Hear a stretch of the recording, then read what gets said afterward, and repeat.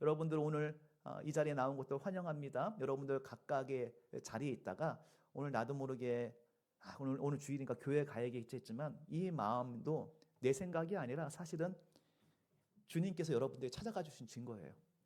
여러분 마음 가운데 심어주시고 오늘 나를 만나자 불러주셨죠. 그러니까 여러분들이 지금 어려운 발걸음 이 바쁜 시간에 집에 늦잠 잘 수도 있고 친구 만날 수도 있고 또 뭘 할 수도 있지만 그러나 주님의 전에 나와서 예배 드리고자 한 것도 사실은 내 생각과 내 의지가 아니라 하나님께서 여러분을 찾아가 주셔서 여러분 마음 가운데 여러분 마음을 이렇게 만져주시고 불러주셔서 그래 내가 가야지 그런 마음이 들었던 은혜라는 것입니다. 그래서 오늘 제목처럼 주님이 먼저 찾아오셨다. 오늘 성경 본문 말씀도 이런 내용입니다. 우리가 다시 보면 그렇습니다. 로마서 5장 6절 8절 보면은 우리가 아직 연약할 때에 기약대로 그리스도께서 경건하지 않은 자를 위하여, 여기 보면 우리가 아직 연약할 때, 우리는 우리 모두겠죠. 경건하지 않은 자를 위하여 죽으셨도다. 경건하지 않은 자 누구예요? 우리를 얘기하는 거죠. 7절에 의인을 위하여 죽는 자가 쉽지 않고 선인을 위하여 용감히 죽는 자가 혹 있거니와 8절 말씀 다시 보시면 우리가 아직 죄인 되었을 때에, 그러니까 우리가 잘 살 때가 아니라 우리가 아직 죄인 되고 못 살 때에 그리스도께서 우리를 위하여 죽으심으로 하나님께서 우리에 대한 자기 사랑을 확증하셨느니라. 여기 보면 우리라는 단어가 여러 번 나옵니다. 3번, 혹은 경건하지 않은 자들까지 하면 4번 나오는데, 여러분 여기서 포인트는 뭐냐면은 우리가 죄를 회개하고 용서함 받고 주 앞에 나오는 것이 아니라 우리가 아직 죄인 되었을 때에, 그리고 우리가 그 죄를 용서해 주시옵소서, 죄를 회개합니다 고백하기도 전부터 사실은 하나님이 이미 먼저 찾아가 주시고 만나 주신다라는 것입니다. 그래서 흔히 오해하는 것이 회개를 먼저 하고 내가 회개의 입술로 고백해야 되는가, 로마서 10장에 그 말씀이 있긴 하거든요. 근데 그런 유이기 때문에 입술로 시인해서 고백 구원 얻는다라는 말씀 때문에 오해하는 것이 내가 먼저 회개를 해야, 그러니까 회개가 일종의 조건이 되는 거죠. 내가 회개를 하면 주님께서 나를 구원해 주시고, 내가 아직 회개하지 않으면 너 아직 덜 혼났구나, 덜 맞았구나, 너 용서해 주지 않을 거야, 그런 하나님이 아니시라는 거예요. 먼저 하나님이 찾아와 주시고 위로하여 주시고 우리 하여금 깨닫게 하시고, 그러다 보니 내가 부족하군요, 내가 죄인이군요, 자연스럽게 그런 고백이 나오도록 하신다라는 것이죠. 이 예수님 찾아와 주시는 이 얘기가요, 성경에 굉장히 많이 나옵니다.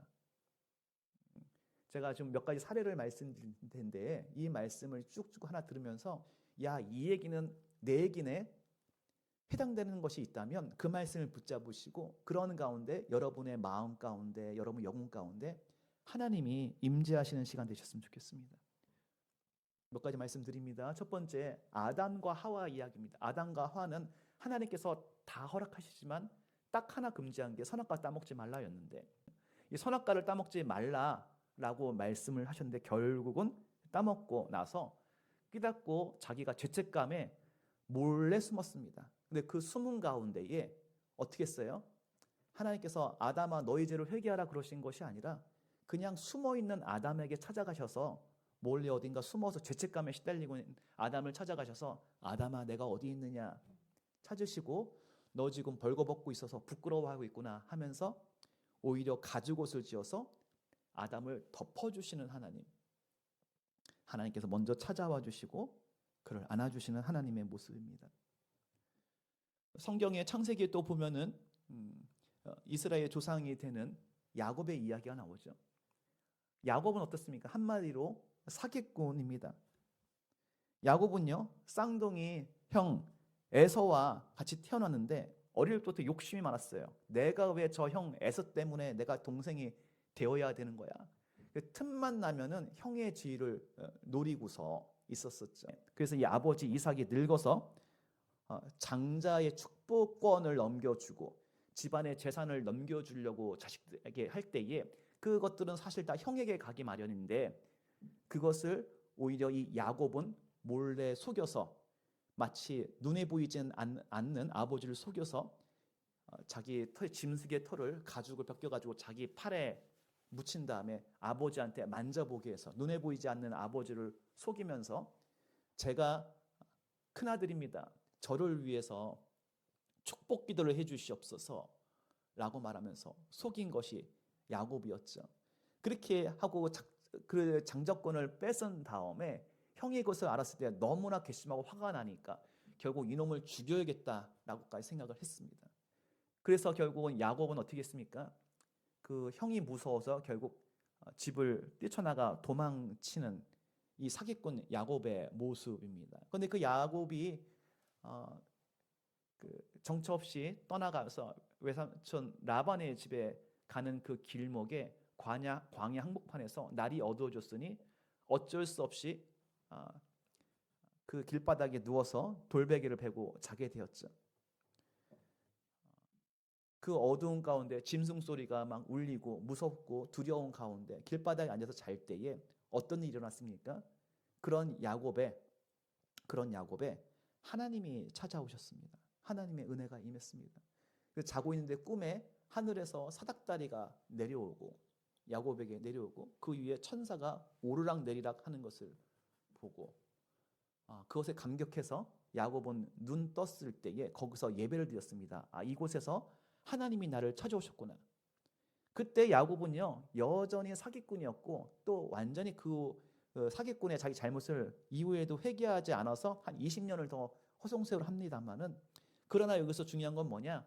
그런 어리석은 야곱에게 그런 사기꾼에게 오늘 하나님께서 먼저 찾아와 주셔서 은혜로 위로해 주신다라는 것입니다. 여러분 사기꾼 야곱에게 하나님 찾아오신 것처럼 모세에게도 찾아오셨습니다.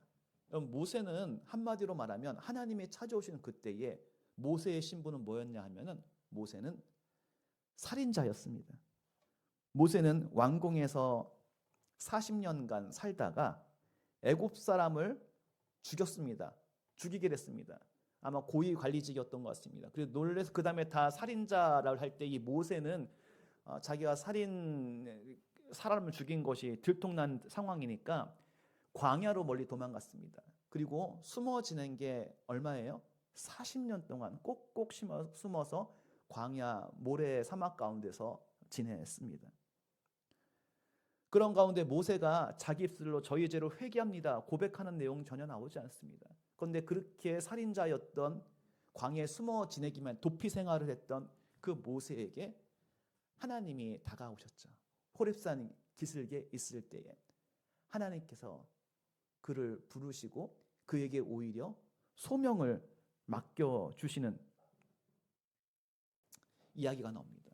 그러니까 하나님께서는요 사실은 그것이 다 정된 사람이 아니라 상처도 있고 과거도 있고 두려움이 있는 사람에게 임하시는 그 모습들이 나오고 있는 것입니다. 신약성경으로 넘어가면 가늠한 여인 이야기가 나옵니다. 가늠한 여인은요 사람들이 그때 당시에 율법에 따라서 가늠하다고 걸렸기 때문에 돌에 맞아 죽어야 되는 상황입니다. 사람들이 다 흥분해서 돌 던져서 죽이려고 마을에 그 가늠한 여인을 몰아넣었을 때에 예수님께서 그들을 말리시고 그러지 마라. 니들 중에서 니들은 떳떳하냐? 니들도 다 죄가 있지 않냐? 왜 이 여자 가지고 이 여자의 죄만 나무라면서 이 여자를 돌로 죽이려고 하느냐? 라고 할 때 주변 사람들이 그 이야기를 듣고선 마음에 찔려서 다 나갔습니다. 그러니까 사람들이 그 여자를 나쁜 년 하면서 정죄하려고 할 때 예수님께서 그것을 막아주시는 은혜가 있었죠. 그리고 나서 주님께서 뭐라고 하십니까? 이후에 너도 앞으로 죄 짓지 말고 살아. 그걸 다짐받으면서 보내시는 내용이 나옵니다.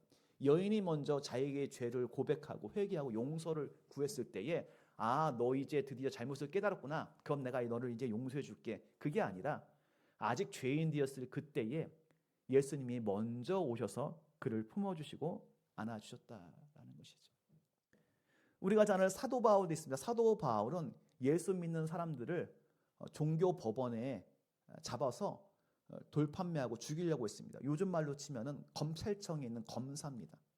검찰청 검사가 사도 바울의 역할이었습니다. 그래서 그는 예수 믿는 사람들 다 잡아 죽이겠다고 돌아다니고 실제로 잡아 죽인 스데반 같은 사람 같은 경우 있죠. 근데 그런 사울이 회개한 것이 아니라 어느 날 그 사람 그리고 또 사람을 잡아 죽이려고 가는 다메섹 도상 길을 한참 가고 있는데에 그때 어떻게 했습니까? 주님의 은혜가 임했습니다. 주의 음성이 임했습니다. 사울아 사울아 내가 어찌하여 나를 핍박하느냐 라고 할 때에 아, 사울은 깨달았죠. 아, 주님이 계시구나. 예수님이 살아계시구나. 깨닫고 거기서 회개하고 꼬꾸라지는, 회개하고 꼬꾸라졌으니 주님이 찾아오신 것이 아니라 주님이 먼저 찾아오시고 부활하신 예수님의 음성이 들렸을 때에 거기에 사울은 꼬꾸라지고 넘어졌던 것이죠. 예수님의 가르침 중에 하나가 탕자의 비유 이야기도 우리가 잘 알고 있습니다. 탕자의 비유가 뭡니까? 어느 날 큰아들 둘째 아들이 있는 그 부잣집 아들이 있는데 둘째 아들이 감히 무엄하기도 아버지 찾아가서 아버지, 저 아버지가 나중에 저한테 물려줄 재산 절반을 먼저 주세요. 아버지한테 유산 달라는 얘기는 뭐예요? 아버지 빨리 죽어요. 왜 안 죽고 나한테 유산 안 주는 거야? 그 얘기가 똑같은 거예요. 이건 고대 율법에서도 이거는 거의 돌팔매 죽을 만한 괘씸한 부효죄입니다. 그런데 감히 가서 아버지 재산 절반 나한테 주십시오. 실제로 그 재산을 아버지는 줍니다. 절반 받아가지고 이웃 나라 갔는데 허랑방탕하게 뭐 쓰다가 결국 다 없어지는 걸 끝나면 다행인데 제로가 되는 건 다행인데 마이너스가 됩니다. 왜요? 그렇게 어울리다 보니까 분명히 사기 당했겠죠. 얽혔겠죠, 뭔가에. 그래서 거의 그 다음부터는 감옥 같은 생활을 하고 돼지들이나 먹는 쥐염 열매도 다 못 먹어서 배고파가지고 헉헉대다가 그 아들에게 은혜가 임했는데 그 은혜는 뭐예요? 아버지가 생각난 겁니다. 아버지의 집이 생각난 겁니다. 그 아버지의 집에 가면 내가 그래도 이렇게 배 골지는 않겠는데 내가 아버지 집에 돌아가야겠다. 아버지한테 차마 다시금 아들이라고 말은 못하겠지만 적어도 아버지, 저 아버지 집에 일꾼으로 하나라도 좀 저를 좀 고용해 주셔서 저한테 월급이라도 주세요. 그 얘기를 해야겠다라고 하고선 아버지 집에 돌아갑니다. 아버지 집에 돌아가고 있는데 그때 아버지는 사실 멀리서부터 아들이 언제 오나 기다리고 있었기 때문에 그런 아버지가 아들을 발견한 다음에 아들이 미처 오기도 전에 그 성경의 말씀에 보면 굉장히 먼 거리인데 먼저 막 달려가가지고 아들을 맞이합니다. 그리고 아들을 안아줍니다. 왜 그랬냐면요. 그때 아버지는 정말 전심을 다해서 아들에게 먼저 달려갔거든요. 왜 달려갔느냐? 이웃 사람들이 보면은 이 아들 죽일 거거든요. 그래서 먼저 허겁지겁 달려가서 아들을 맞고 안아주고 집안에 상징하는 옷을 입혀주고 가락지를 끼워줘서 내 아들이다 해주고 마을 잔치를 벌여서 사람들 다 모이게 한 다음에 이는 내 아들입니다. 살아서 돌아와서 내가 너무 기쁩니다. 라고 딱 인증해보니 아무도 이제 이 아들을 뭐라고 하지 말고 정죄하지 마세요. 그때 그 아버지의 모습은 어떤 모습이냐? 아들이 있을 때 먼 거리부터 먼저 달려가줘서 안아주시고 아들은 자기가 할 말이 있었는데 미처 하지도 않았어요. 아버지 죄송합니다. 저를 또 아버지 그냥 아들약 부르지 말고 품꾼으로만 써주세요 라고 말할 준비를 했는데 그 말을 할 기회도 없어요. 왜? 중요하지 않으니까 아버지 입장에서는. 그냥 달려와 주셔서 먼저 찾아주시고 안아주시는 하나님. 여러분 제가 지금 7가지 얘기를 말씀드렸습니다. 아담이 범죄했지만 먼저 찾아와 주셔서 가죽옷으로 덮여주시는 하나님의 모습. 그 다음에 야곱이 아버지 사기치고 형 사기친 다음에 재산 강탈하고 그 다음에 광야로 가는 그 여정에서 쓰러져 자고 있는데 하나님께서 먼저 울고 있는 야곱에게 찾아와 주시는 그 먼저 찾아오시는 주님의 이야기. 사람 죽이고 광야에서 40년 동안 숨어 지내는 모세를 찾아와 주신 하나님 이야기. 간음해서 사람들에게 찍혀가지고 돌팔매질로 맞아 죽을 위기에 있는 여인을 먼저 찾아와 주셔서 주변 사람들을 만류하신 예수님의 이야기. 사채업자로 왕따 당하고 있는 사람들, 아무도 같이 놀아주지 않는, 말도 걸어주지 않는 삭개오에게 찾아와 주셔서 내가 오늘 너네 집에서 같이 머물면서 너랑 같이 있으면 좋겠다라고 말씀하시는 주님. 사람들 자기 의에 빠져서 고발하려는 검찰청 검사처럼 움직이고 있는 이 사울에게 먼저 찾아와 주셔서 함께해 주시는 그 주님. 아버지 빨리 왜 안 죽으세요? 라고 하면서 재산 강탈에 갔다가 다 허랑방탕에 쓴 아들을 먼저 보고선 달려와서 오히려 안아주시고 내 아들이 너무 살아 돌아와서 너무 기쁘다. 내 아들 왔네. 너무 기쁘다 하시는 아버지.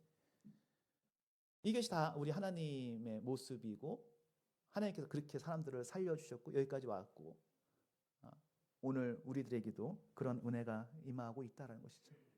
여러분 지금 이 자리에서 우리가 하나님의 은혜를 기억했다면 여러분은 어떤 모습입니까? 우리 한번 기억해 보면 좋겠습니다. 오늘 이 시간에 여러분 하나님께서 여러분에게 언제 찾아오셨고 어떻게 찾아오셨습니까? 혹은 아직 이 가운데서 나는 아직은 하나님 믿을 때도 안 됐고 하나님 나 같은 거에까지 하나님께서 뭐 하시겠어? 라고 생각하신다면 하나님 되게 오해한 겁니다. 하나님은요 그 나 같은 거라고 말하는 그 마음을 더 기쁘게 여기세요. 아이고 주님, 나는 아직 내가 주님 앞에 나갈 수도 없고 내가 아직 주님 앞에 나갈 자세도 안 돼 있고 때문에 내가 주님한테 뭐 드릴 것도 없고. 어떤 사람은 그래요. 교회 갑시다 했더니 아이고 나 헌금할 돈도 없고 뭐도 없고 그런 거랑 상관없이 주님께서는 여러분들을 찾고 우리들을 찾고 사랑하고 안아주시는 그런 하나님이시라는 것이. 이 은혜가 오늘 성경 말씀에 있는 이들에게 임했을 뿐만 아니라 우리 모두에게 임하고 이 시간 저와 여러분들에게 이런 은혜가 온전히 임하는 것을 온전히 느끼고 깨닫는 여러분 되시기를 주의 이름으로 축원드립니다. 여러분, 내가 지금 깨달은 것과 상관없이 하나님이 이미 여러분들 찾아오셨어요. 여러분들 만져주시고 그 여러분들을 지금 이 자리에 있게 하시고 깨닫게 하시는 거죠. 야, 내가 너희들을 이미 찾아왔고 너희들과 지금 너와 함께 있는 거야. 내가 지금 앉아서 가면 그렇네. 내가 그래서 지금 여기 앉아 있네. 지금 이 이야기를 이 성경 말씀을 듣는 것 자체가 이미 하나님이 여러분을 찾아오시는 증거가 되는 것이죠.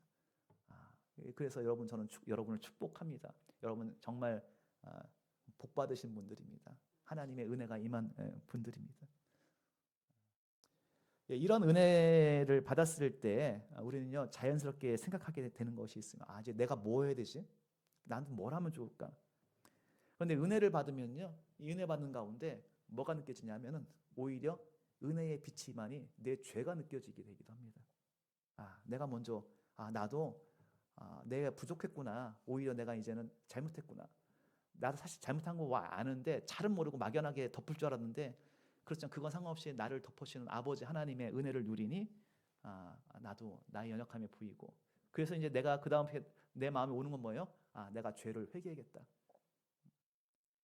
그 유명한 그 이야기 중에 하나가 베드로에게 찾아오신 예수님이죠. 예수님이 베드로를 찾아오셨을 때 베드로는요 열심히 일하고 있었지만 일은 열심히 했는데 아무 성과도 없어서 밤새서 일했지만 뭐 하나 건진 게 없었을 때 예수님께서 배를 오른편에 던져라고 했을 때 그물을 던져라 했을 때 엄청난 물고기들이 잡히는 것을 보고서 그 과정 가운데서 하나님의 은혜가 임했구나. 그래서 깨닫게 됩니다. 근데 그 다음에 베드로의 고백이 뭡니까? 주님 저를 가까이 하지 마옵소서. 나는 죄인입니다.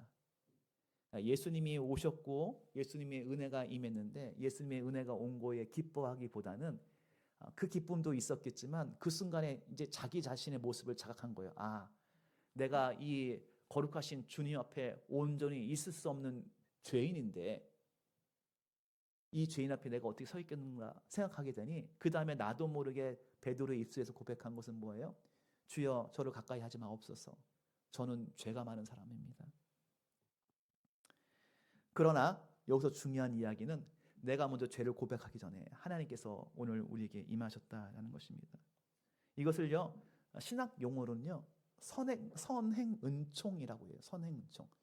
이 은총이 있는데 나보다 먼저 오셨다는 거예요. 내 죄의 고백보다 먼저 오신 하나님의 은혜. 그리고 그 은혜가 임했을 때 우리로 하여금 회개로 이어지도록 회개를 낳도록 함께 하여 주시는 것이죠. 여러분 오늘 말씀의 결론은 이렇습니다. 예수님께서 우리를 찾아오셨어요. 그리고 십자가의 죽으심으로 우리의 죄를 대신해서 예수님이 대신 죽으시고 구원의 길을 만드신 것이 이 종료주일 고난주간의 여정입니다. 근데 이 주님께서는요 내가 좀 괜찮아지기를 기다리시는 것이 아니고 괜찮지 않을 때에 찾아오시는 분이고 내가 죄를 회개한 다음에 똑바로 살 때에 찾아오시는 분이 아니라 여전히 내가 죄 가운데 있는데 주님께서 찾아오심. 그래서 안아주시고 그 죄 가운데 있는 우리를 하여금 죄를 고백하게 이끌어 주시고 인도하여 주시고 주님의 자녀로 온전히 삼아 주시는 그런 분이십니다. 하나님은 완성되어 있고 잘 살고 있는 나를 사랑하시는 것이 아니라 지금 현재의 나를 사랑하신다. 우리가 아직 죄인 되었을 때에 사랑하시는 하나님. 그러면 여러분, 우리가 지금 뭘 더 좀 잘하려고 애쓰지 말고 우리가 뭔가 그런 거보다는 일단 무조건 지금 하나님이 저와 여러분들 임하셨으니 지금 현재 있는 모습 그대로, 뭐가 완성되지도 않고 여전히 죄가 많다고 생각되는 이 순간이라도 하나님께서는 오셨습니다. 이미 오셨습니다. 오신 하나님의 은혜를 온전히 누리면서 그 고백 가운데 하나님 감사합니다. 내가 참 면목이 없는데 하나님 오셨네요. 감사합니다. 혹시 제가 뭐 하면 좋을까요? 물론 우리가 다음 주에는 제가 회개와 재고백에 더 말씀을 드릴 것이긴 한데 어쨌든 지금 중요한 우리 순간은 내가 어떠한 개판 5분 전을 살았다 할지라도 그거 하나님께 다 이해하시고 인정하시고 나를 찾아오셨다. 우리가 그 하나님의 은혜를 온전히 기억하며 그 하나님의 선행 은총을 기억하며 감사의 시간, 그 은혜 기뻐하는 그 시간 되는 저와 여러분들 되시기를 주의 이름으로 축원합니다.